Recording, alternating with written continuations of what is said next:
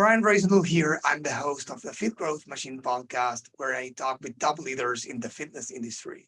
Before introducing today's guest, let me tell you that this episode is brought to you by BSR Digital. At BSR Digital, we help fitness brands that want to scale their business to the next level through Facebook, Instagram, and Google Ads. BSR Digital knows that most e-commerce brands want to grow their sales, but they lack a solid plan and professional team to help them succeed. That's why BSR Digital offers strategic plans, implementation, optimization, and account audits to help more than 1,000 e-commerce brands like yours grow their businesses and surpass their competitors. To learn more, visit bsrdigital.com. That's bsrdigital.com. And you can email us at hello@bsrdigital.com. So today, I have an awesome guest. I have Mike Trimpe. He's the e-commerce director at Road ID. Hey, Mike, thanks for being on the show. Ryan, thanks so much for having me. Glad to be here. Yeah. So, through this podcast, I had the pleasure to meet awesome people who help others in many ways. Like they are coaches, I don't know, sports agents. They have written books about the perfect day formula, perfect week formula, or how to get better in business and life. But you guys do something different. You go beyond. You guys save lives through what you do. So please, why don't you tell the audience what the company does? Sure. So we like to say we exist to save lives, fuel adventure, and provide peace of mind for our customers. So the way we do that today is through ID. It's physical ID that you wear on your shoe or your wrist. That's laser engraved. And it's one of those things we call simply elegant. So there's no chip in it. There's no fancy electronics. It's just something that helps first responders know who to call and how to treat you if there's an emergency. So it might list your allergies or your medical history or your parents' phone number, so that in some cases they can meet you at the hospital or they can come pick you up. And so that's generated a lot of amazing stories over the years. Awesome. And how does it work? So most of our customers will go online. Almost all of our business is done through our e-commerce website at roadid.com. And there's a plethora of options from colors and styles. So you can have a lot of fun building your own Road ID. You customize your text. You can see what it looks like as you go. And there's some steps to kind of hold your hand along the way to make sure you get the best information on there for first responders. And generally, we engrave the same day. So if you order by 1 p.m. Eastern time, we'll make it the same day and we'll ship it out the door. It takes a couple of days in the US. We ship worldwide. Usually takes about anywhere from 4 to 10 days worldwide. And then you just strap it on and go. And so a lot of our customers receive them as gifts from spouses who are concerned because they have a husband or a wife that's out training. So they're cycling early in the morning and there's not much light, or they're running late at night because it's the only time they have. And it just really gives peace of mind to the person wearing it, but also to the person back home waiting for them to return. Yeah. And to give the audience a little bit of context on some of the use case scenarios, like who should use Road ID on or in which situations? We like to think everybody needs it. So most of our clientele are runners, cyclists, triathletes, people who love to get outside and go on adventures. But we do have people who wear it just because they have medical history. So they have perhaps type 1 diabetes, or they have a severe morphine allergy, and they need to communicate that in the event that they can't speak for themselves. So even kids. So there have been stories where parents have called us and thanked us because they lost their child at Disney World, but the little girl was able to find somebody at the desk and show the man at the desk her ID, and he was able to call her mom. And so it turned like what could have been an hour of freaking out into 2 minutes of a scary situation. So those are the things that really keep you going every day. Yeah, my mom runs marathons, and she's been doing that for many, many years. And every time she runs one, I wait by the phone until she arrives and listen to, hey, I made it, and it's, I don't know, I never tell her, but it's like I'm okay with myself after that happens. So I can imagine how it must feel for someone who's been in an accident or had, I don't know, an injury or lost, Yeah, probably, I don't know, had a blackout or something that didn't allow them to speak or react. And the fact that someone can help them right on the spot, it's awesome. So that's great. So I'm curious, how did this get started? So I mentioned father-son founded company, and Edward was training for a marathon. I was attending Georgetown University in Kentucky, and nearly got run off the road by a giant pickup truck, and ended up in a ditch. And that was the moment where I realized his dad was right, that you really should have ID when you're out training. Before, it was dismissed as just a parent being overly protective. But there was something to it, because if he had been knocked unconscious, or even worse, no one would have known where he was, or if they found him, they wouldn't have known who he was or who to call. And so his family could have been wondering about him for days. And so that was kind of the genesis of it. So it started out with the first product, which was just a dog tag, because everybody knew what that was, the dog tag style that would hang around from the neck, and then grew based on customer feedback into wrist IDs, shoe IDs, ankle IDs. And the first iterations of those products didn't look all that great. They were kind of rough, but they improved over time, and we started adding high visibility into them. And that's how it sort of blossomed. So saw some slow growth up until around 2009 or so, when we started getting involved in the pro cycling world and making connections with athletes and the Tour de France, and just kind of ramped up from there. Yeah, awesome. And it started way sooner, right? Like in 1999, right? 1999. So as e-commerce businesses go, we're pretty long in the tooth. We're a big old redwood as Wow. far as So e-commerce businesses, and so we've made almost all the mistakes along the way, and managed to still be here. and you witness all the transformation of the behaviors in consumers, e-commerce, online trends. None of those things probably were a thing or existed back then, right? So customers evolved, your product evolved. So that's awesome. I mean, that you started so early, and I guess that since you have been doing this for a lot of years now, you must have a lot of stories, right? Sure. Yeah.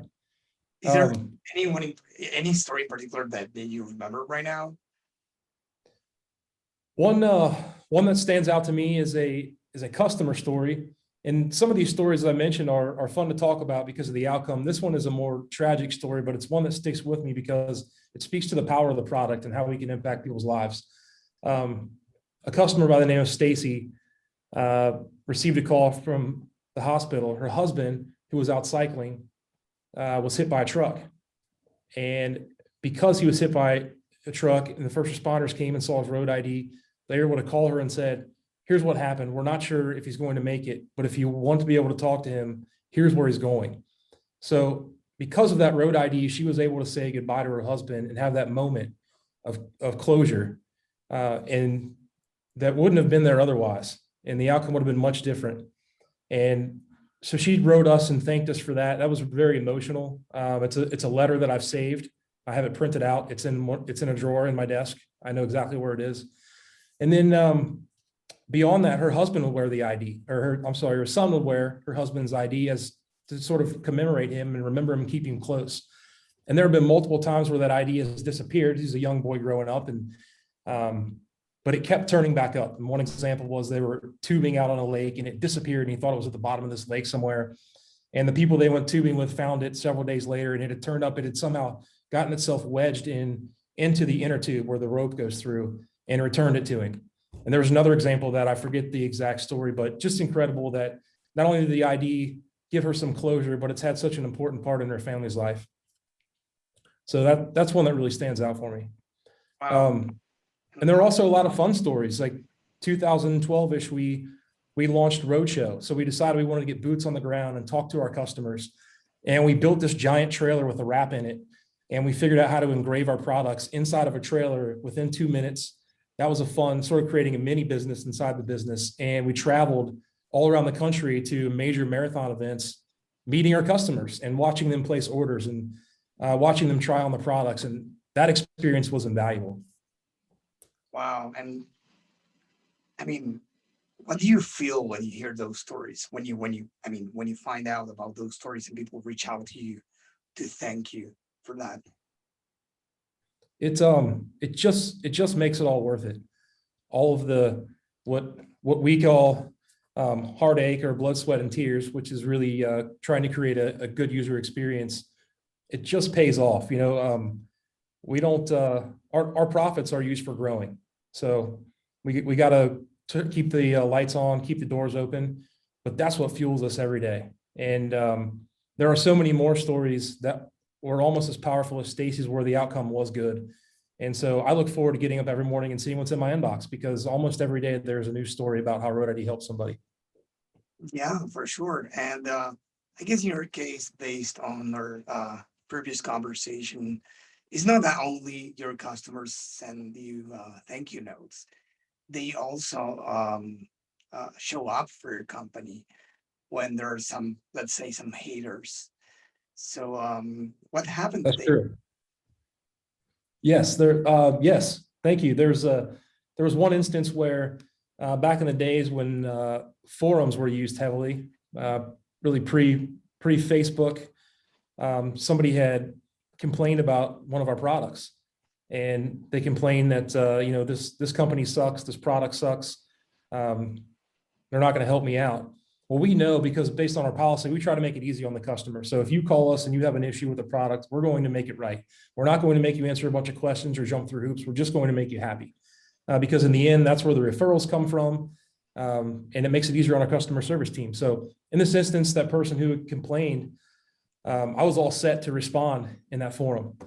And when I went back to do so, it was saturated with our customers who had come to bat for us and said, "Hey, Road is great. Have you tried calling them?" Or send them an email. They make it easy. And then all these examples of, my ID got scratched or my band broke, and I called them and they just shipped me out another one, and they paid for everything. And that's where it really pays off to just do what's right by your customers, to treat them how you would want to be treated.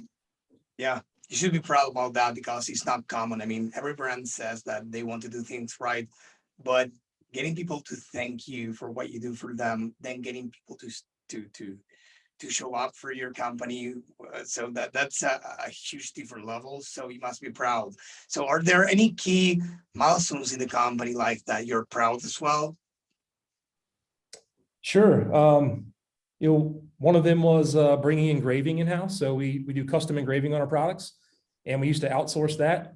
And the business was growing to a point where we thought it made sense to do it in-house. So not only could we provide better service and faster shipping, but we thought we could make the product better too. So we had to figure out what laser engraving meant, what machinery we should buy, how to set up the room for it so it was properly ventilated, so we followed proper safety precautions, and then how to get a good mark.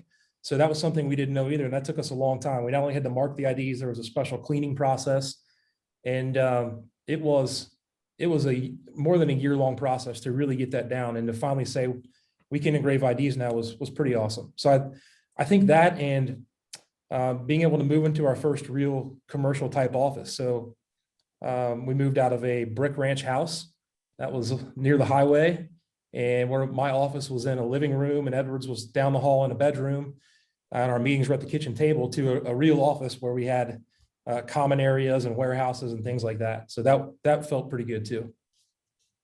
Awesome. And yeah, I mean, I can imagine how hard it is to actually to do something right for your customers when you have a team, because when you're by yourself in your company, it's yours. You love what you do. You love your customers. You reply every message, and you can be there. But in this case, you have how many people? Like 50 plus people working in your That's company. right. So how do you keep the culture, the company culture at the level you want it to be, so they feel what you feel and they behave the way you behave? Yeah, there's a lot that goes into that, and I don't pretend to be an expert on it, but we're trying hard to maintain a great culture. I think first and foremost, it's just right people, and that's a struggle for everybody. Is how do I find the right people and get them in the right seats, because that's what creates a great culture. So doing that is step one. I think we're getting better there. We've got a great team right now. We really do, and it makes it fun to come to work. but also sharing the vision for the company. So we follow EOS, Entrepreneurial Operating System, and part of that talks about shared vision for the company. So we're right now creating a book, this really engaging digital book that we can launch and share with the whole company about where we're trying to go in 5 years. What does that look like? How many lives do we want to impact? How does the company look and feel, so that everybody understands and they can see that point on the horizon, and we all start rowing in the same direction. So that's a piece of it. Something else we do at our monthly all hands meetings is a fist bump part of the meeting, where everybody comes in, and if somebody's done something that ladders up to our core values or has gone above and beyond, whether it's with a customer, with a coworker, we ask our staff to share those with each other. And I think those are powerful, to take time out to intentionally show your appreciation. And the last piece is, and this is something we're not good at, but we're trying to get better at, and that's celebrating our wins. So it's easy if you have a win to say, check, what's next? But people want to be appreciated for their accomplishments, and we want to celebrate together. So we're trying to plan more events with our staff and have a little more fun. Yeah, I hear you. I mean, I agree. I couldn't agree more. I mean, when you watch a TV show, um, there's a beginning and there's an end. Regardless of how many episodes or seasons, it ends. If you don't enjoy the ride while watching the show, the same happens at work. If you don't celebrate the small wins, I have a story of my own here, a super brief one. Uh, I had a startup with VCs and all stuff back in the day. I was 20 something years old, super young, with my partner, and his sister gave us a bottle of champagne with 2 glasses to celebrate. A few years later, when we closed the office, uh, we found the champagne and the glasses. It wasn't opened ever. We didn't open the champagne. We didn't toast. We have had a fun. We learned a lot, but we didn't celebrate. From that point on, both of us, we continued celebrating even the small thing. And that's something I encourage my team every day. And everyone should do the same thing, because it's not, sometimes it's going to be like a great time, and sometimes they're not going to be so great. But if you don't celebrate what it is, when do you celebrate, right? Yeah, I'm with you. I'm with Man, you. yeah, you're right on. What a tangible reminder of needing to celebrate a unused champagne. Yeah, yeah, exactly. That was a shocker for us, and yeah, of course, yeah, and the culture thing. None of us is perfect, nor we should be, but it's great that it speaks for itself, the results you're getting and the thank you notes you're getting from the customers and the rating fans you collected and the referrals that you get. So you must be something pretty cool, and having people to stimulate people to actually share wins with each other and say, hey, thank you for this, thank you for that. Or the, how do you say, the feast, how do you say Fist that? bumps. Yeah. Yeah, the fist bumps. That's awesome. I mean, yeah, it makes everything worth it for the team as well. So switching a little bit the topic of conversation to marketing. You guys said that you have referrals, but then how do you get traffic and sales? We do a lot of, we're heavy on paid search and paid social. So Facebook, Instagram, Google, and we spend a lot of time optimizing and testing those ads. We work with an external agency right now for that, and that's been great for helping us grow and learn. We also have focus on organic traffic. So we work with an agency that regularly writes content for us. We also have some in-house content writers. We want to make sure that it feels authentic, that we're giving our customers real value in the things that they read and watch. It's not just there to help create an order. So those are two major avenues. And we're really leaning more these days into content creation, because we were talking about this before, but attribution is so broken now. With iOS 13, it's tough to track what's working and what's not, or to know if you're talking to a newer returning customer. So just creating really engaging content is we're placing more chips in that area than ever before. Yeah, I couldn't agree more. Attribution is broken, and I'm recording next week an episode with Tanner Larson. He's the co-founder of Build, Grow, Scale. Awesome company. They do CRO mainly. They host events for thousands of people. So he's awesome. And I mean, he's one of the top minds in that field nowadays. And what he shared with me in the pre-interviews, exactly the same thing we all see, the same thing you see, I see, and every marketer out there and every brand sees, that it's super tough to track the efforts because the user journey is so complex. Like it is said that there are like 12 touch points, right, between the user and a brand. So I always say the same example to my clients. Like, let's say I recommend a new movie, Titanic. My father says, Brian, here's a new movie you should watch, Titanic. Awesome, dad. Then I meet with my brother, Brian, you should watch Titanic. Then a friend of mine, then another friend, another friend. And then someday, I don't know, my wife comes and Brian, I heard Titanic is a great one to watch next, right? And then he said, oh, awesome. Who recommended Titanic to me? My wife. That's the last touch attribution, right? That's It's not right. my father. That's the first touch. And no, my friend. So we all get lost. And even more when we lose tracking due to the iOS 14 update. And now the 15 is another one that's coming soon that is going to ruin more things even. But it's complicated, right? So how are you guys dealing with that? Um, we're we're working through it right now. So we're one of the things that we're lucky with is our existing customer base. So nearly half of our revenue comes from existing customers, which I think is higher than normal. A lot of companies talk about 30%. We lean pretty heavily on our existing customer base. So we do a lot of limited edition products to try to get them back into the funnel. We try real hard to optimize our post-purchase journey to make people feel like they're part of the family. And oh, by the way, here are some other things that we offer. One of them is an app. So I mentioned the physical product that was elegant and simple, engraved right on your wrist or your shoe. But we also have an app that can track you as you run. So let's say, Brian, you're getting up to go for a bike ride in the morning, and you might want your best friend to know and your cousin to know because they live close to you. So you can plug their phone numbers in, and away you go, and it sends them a text and says, Brian's begun his ride. And they can track you along the way with a trackable link that you shared with them. So they can see exactly where you are. Now, if something happens to you and you stop moving for 5 minutes or whatever you set that threshold to, I think the default is 5 minutes, it will sound an alert on your phone. And if you don't dismiss that alert, then it will text all of your contacts, we call them guardians, and say, hey, Brian hasn't moved in 5 minutes. He didn't dismiss his alert, and here's exactly where he is. So it lets them know that there might be trouble, but also exactly where you are. So it's a pretty powerful app.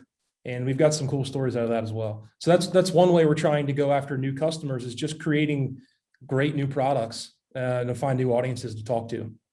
I wish I had a better answer for your magic bullet around the attribution thing, but we haven't cracked that nut yet. Either nobody does. It's just we are all dealing with the same. Some use third-party tools such as Hyros or we get reports. Some use Google Analytics. Tanner Larson recommended Google Analytics, well set up. It's the best according to him, and I believe him. But when it's not, it's broken, and everything comes from direct, right? So probably it needs to be configured the right way. But yeah, that doesn't solve the whole thing, and there are no tricks and shortcuts anymore. Right. So we are dealing with the same thing. But hey, this app thing is the next level thing because you're not only giving people the option to carry with themselves like their ID, but also there's something that you can do for them if no one is around, right? So that demonstrates that you're thinking ahead and not being, let's say, satisfied only with, I don't know, with the current results, which are awesome, but you're going after the next big thing. And that's awesome, man. That's awesome. Yeah. Yeah. As you know, it's more expensive for us now through paid social and paid search to acquire a new customer. So Yeah. The app is one thing, and the other thing we're doing right now is working on average order value. So another major component in the equation of sessions times average order value equals revenue. So, or sessions times conversion rate times average order value. Sorry. So we're working on average order value right now, and how can we get every customer, instead of spending $35, how can we get them to spend $40? And you multiply that over all the orders we receive over the course of a year. That to me is fuel for finding new ways to attract customers, going out and testing new media other than paid social and paid search. So that's kind of where we're headed right now. Yeah, and I mean, it goes in line with, I think Jay Abraham says this, that there are three main levers for every business to succeed. One is acquiring customers, increasing what they spend, the average order value, and then the lifetime value. Because, and then 99% probably focus on the number one. So focusing on increasing the average order value, it's a great thing to do. And then the lifetime value, which you said before, that you get in touch often with your customers, because it is also said that the best new customers are your existing ones. So that's a great thing that you do. And by the way, about this to increase the AOV and all the stuff, uh, do you use any apps, any Shopify apps? If you use Shopify, Yes, we use Shopify. We have a ton of apps that we lean on to make the journey better. One of the more recent ones that we've had big success with is called Phoenix, F-E-N-I-X. And Phoenix brings forward delivery day estimates onto your PDP. So when your customers arrive at a product page, they see this little widget underneath add to cart that says, order by 1 p.m. and you will receive it on Friday. So we used to just say order by 1 p.m. and it'll ship today, but now we can tell customers based on their zip code when they'll get it. And they can also in this widget change their ship method or change their zip code. So they don't have to go further down the purchase path to find out when they're going to get it. And what we found there is it had almost no impact on returning customers. And I think that's because they've had the experience with us before and they trust us. But with new customers, so new sessions to the site, we saw about a 17% increase in conversion rate for sessions to that product. So that's been a big help for us. So it brings that forward on the product page and in the checkout. It cleans up our ship methods and says when do you want it and what kind of method are you looking for? That's been a big win for us. what's the name of the app again? It's called Phoenix. Phoenix. It's F-E-N-I-X. Yep. And they helped us integrate it. It does take a little while to integrate, so it probably took us a few weeks of picking at it to get it to work smoothly and integrate with our fulfillment system. But now that it's up and running, it's been great. So just being more transparent with our customers is really what it comes down to. Yeah. Are there any other apps that you can think of right now that come to mind that are useful? There's a couple. So Better Reports allows you to take better advantage of Shopify's data to create more detailed reports, more comparative data versus Shopify's out-of-the-box analytics. So I recommend Better Reports. We've used that for all kinds of reporting.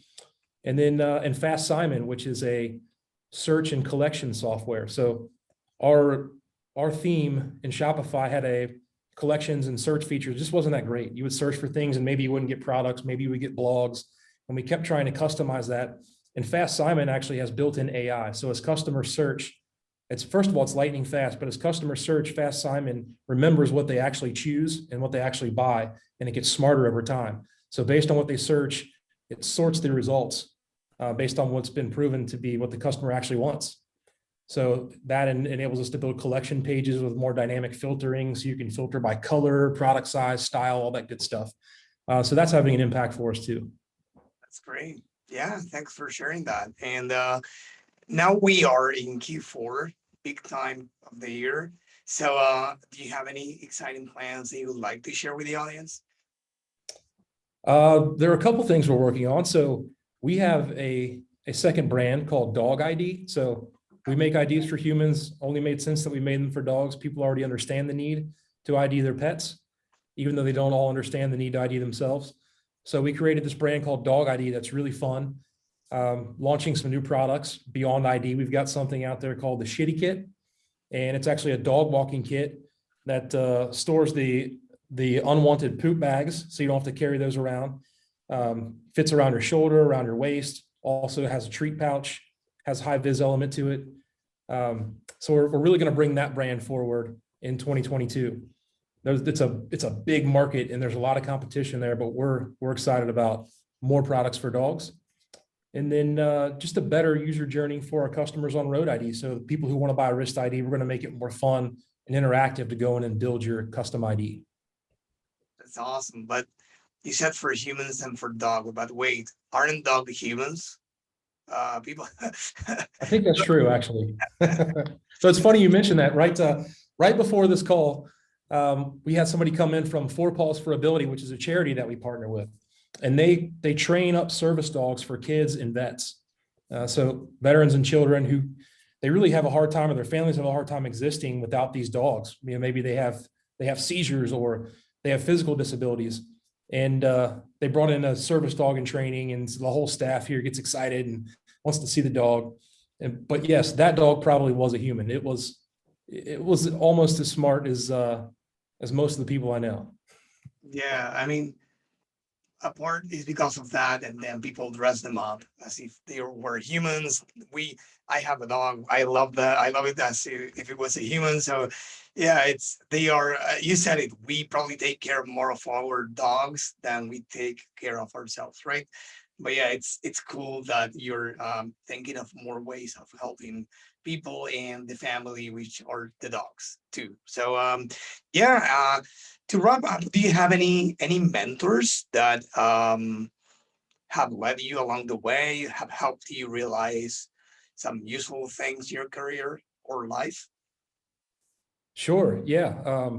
Well, one of them comes to mind immediately, which is Marcus Sheridan. So Stanford grad, created some courses there, and he wrote a book called They Ask You Answer.